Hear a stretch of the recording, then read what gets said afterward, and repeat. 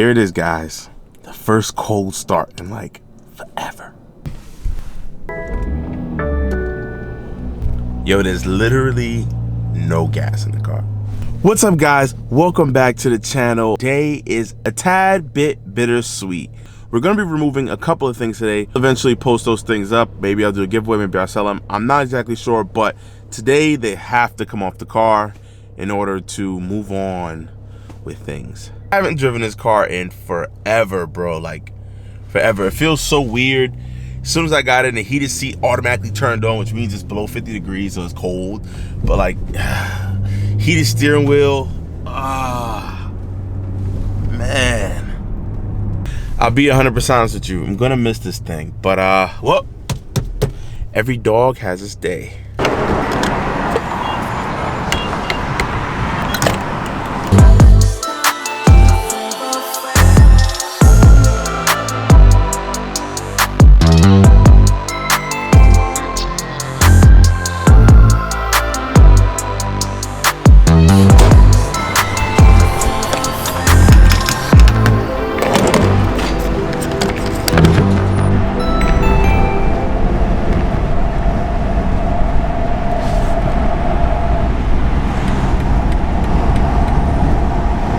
Now, first off, don't get me wrong, guys. This car is dope, and I don't want anybody by any means thinking I'm getting rid of it because I don't like it or the car is just not enough for me. I guess I don't know, got used to it. I'm ready for the next thing. In my opinion, nothing else comes close to it. Pretty sure you guys can find me cars that can be faster than this car. But in the end of the day, if you throw enough money at something, you can make it fast. That even applies to the 340 as well. There are cars that the 340 can beat that is like next level out of its class. However, the amount of money that has to go into these cars for them to beat certain things. I know a lot of you guys are familiar with my setup. I have a rear-wheel drive BMW M340i.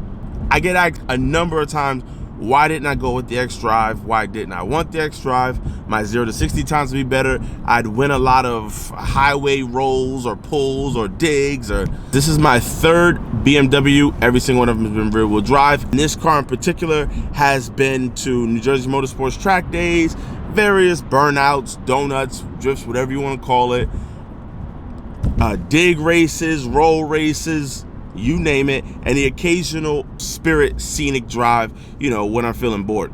I've driven a lot of X-Drive BMWs. Not sure about the M X-Drive cars. I've driven an F90 M5 just in a straight line. I'll put that video up here. All the X-Drive BMWs I've driven, they honestly don't do it for me. It has a lot of understanding the turns and the curves, and I'd rather sacrifice off a dig, speed, or grip for the positive that come with owning the rear-wheel drive versions of these cars. If you guys have not went out and driven a rear-wheel drive version, I really think you should. The steering feel is totally different. The car reacts in a whole different way, and now I'm talking about with full traction control on. You'd be surprised at what these things are capable of. Now, there's like this really huge misconception with BMW B58 owners, and that is that you have to go to the moon. You have to just do everything you can to make the car go really fast in a straight line. And it's been proven countless amount of times that these cars can make power, very serious power. But to be honest, I know, and everybody on this channel know, I suck at the racing stuff anyway. Like, my reaction time ain't all that great or none of that stuff. In my opinion, there are so many other cars out here that can go faster in a straight line easier than the M340. I never really seen any BMW, to be honest, as a straight line car. The bigger ones like the 8 Series, the 6 Series M's, like that, more like a Grand Touring type of car, like another back road, big body, like a big car, but it can still handle. And the smaller ones, just nimble, twisty curves. I never really seen straight line out of any of them. And I'm gonna tell you straight up like this, to each his own. That's just not really what I wanted to do. I'd much rather have the best all-around car, because I like doing different types of things. I like having fun in all types of ways. And this M340 right here checks the box for a lot of those things.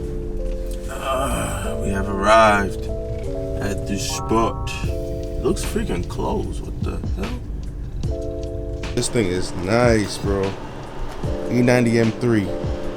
I'm gonna soon have that bumper, or at least something that look kind of like it. And you gotta park it up right next to a white G80. We're gonna go over there in a second, but let me get back to this little thing. A couple of things that I noticed about not just this M, but all the M's. This is G20, the G80, same thing. These headlights right here are unique to the G20 chassis with the little slit and everything. However, when you upgrade to the G80, you get the same headlights as the 4 Series coupe.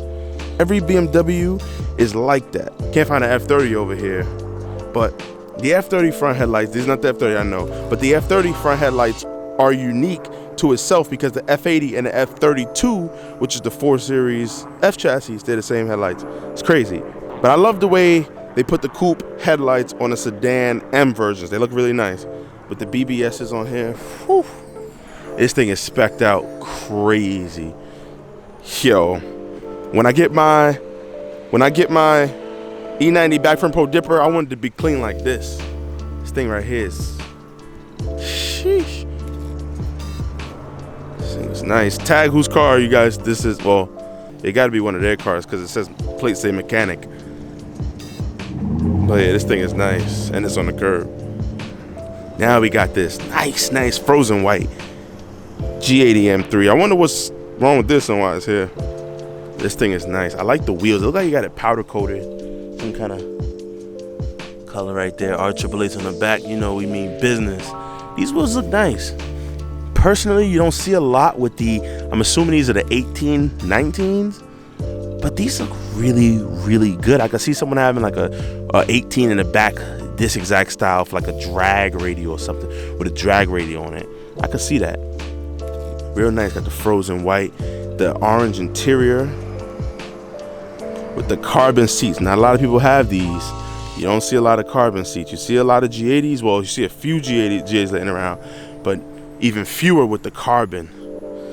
Big orange brakes. The thing looks sexy. Thing looks sexy. The difference between G20, G80. The front grills don't look all that bad either. See if you got any carbon in there. Looks like it. These things are beautiful.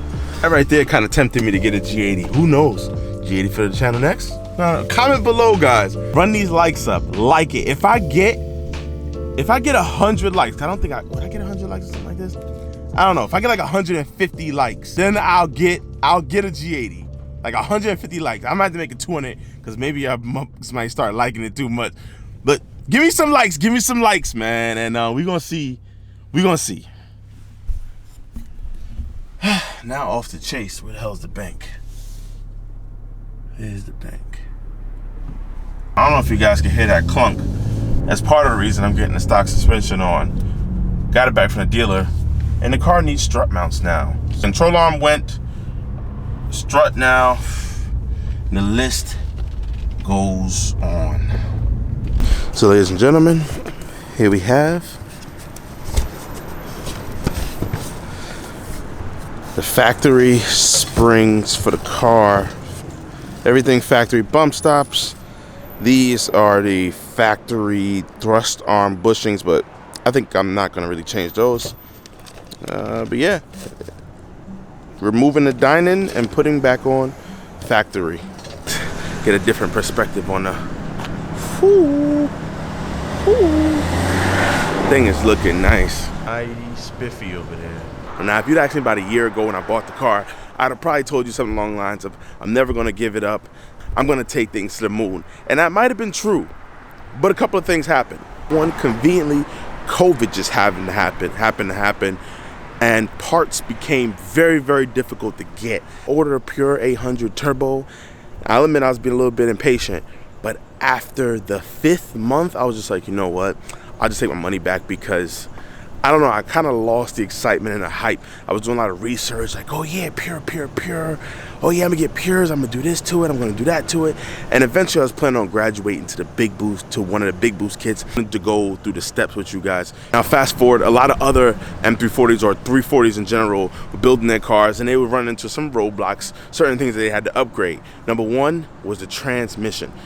The ZF8s on these cars are phenomenal. They shift great. However, anything over, I would say 600 pound-feet of torque, especially down low, really beats up these transmissions and they can't take it. So when making real power, serious power, one of the #1 things you have to do after fueling, my tuner Mike Body let me know that we can actually push the M340 just a tad bit further in the torque curve if I were to just get fueling upgrades, even with a stock turbo. He told me we could try to shoot for the moon 800 pound-feet of torque on a stock turbo and just like full E with port injection. And I was gonna do that. However, he also informed me that the trans on these cars get the most beating with a stock turbo, and that's because they spool up the fastest. Pure 800 and big boost turbo upgrades for that car, the turbo isn't exactly spooling as fast, so that means torque might hit at a higher number but at a later RPM, a little less stressful on engine and trans. However, if you get a big boost kit or a pure 800 kit, you want to send things to the moon anyway, and you're just going to make a crap ton of torque no matter which way you push it. Pure drivetrain solutions, this is not Pure Transmission, is a whole different company. They offer a kit, what majority of people I see get at a stage 1 and a stage 2, which can range somewhere around $6,000 to $10,000. You get to put that much parts into something, you spend a lot of money and reliability goes downhill, and I didn't want that for my daily driver. Now, the second thing is just that. It's a daily driver. I like the car. I love it for what it is. It's the perfect daily driver, but the car is just not special to me anymore. It looks dope. I know. I'm sad to see it go. Once you drive something, you get used to the power. Every day, potholes, you ding the door, you eat fast food in it. It's no longer a special car in my opinion. There's nothing really special about it. I'm used to it. I drive it every day. Yeah, it's just an expensive freaking punching bag. When I say punching bag, I mean getting beat down by the streets out here. These streets are no joke. Ding this door right here, getting out of it. And my brother dinged this side as well. You can't really see them, that small dents, I'll show you. Ran over something. It blew out this tire. It didn't damage the wheel, but that little side skirt under there got damaged. And last but not least, if you look down here, it's like a little hole. I'm not sure if you guys can see it. You see, with the 435, it broke enough so that I was never able to drive it as much as I possibly wanted to. So I guess that's what made that car special, paired together with dailies that I had. I had the Civic, the Accord, and I had the motorcycle. Now that I have the 328 as a daily, the E90, which will finish being built, I guess, in 2 months. In 2 months, I'm just waiting to repair the wheels and some coilovers. The M340, in my opinion, is that type of car that you only drive and take out on weekends. It's just a perfect daily. That's what it is. I want something a little bit more special than that. So I replaced the M340 with the E90 and another car. Now, I'm not going to disclose that car yet because I don't have it. I don't want to jinx anything crazy. Some of you guys already know. Put in the comment section below if you think you know. If I get over 150 likes or 200 likes, then I mean, I guess it got to be a G80, right? But yeah, that's why this car is gold. So here she goes, back to stock. Yo, spacer versus no spacer. This thing looks like I'm riding with a whole bunch of spares, bro. Looks like I'm riding on all spare tires. Crazy. Yo, you don't really notice the difference. Look at that stock height. You don't notice the difference until like it goes back to stock. This thing feels like I'm riding on stilts. Not gonna lie though, it does feel a tad bit more comfortable. I'm gonna be real with you. And the strut mount is making a little less of the noise, but damn, this thing is on stilts. Sheesh. Yo, that gap, like it's back, bro. Like it's 3. It's 3 in there. Let me see in the front. The front definitely a 3. Yeah, the front's definitely a 3, a crooked 3, but she blows, man. Car still looks pretty damn good though, I'll be honest with you. Give you guys a little bit of a sneak peek.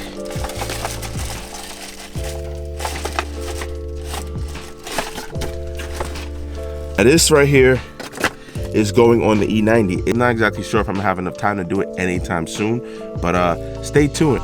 It's gonna come out sick. It's a whole screen replacement with the backup camera. All right, guys. Hope you guys like this video. Mike from Slow Speed. Peace out.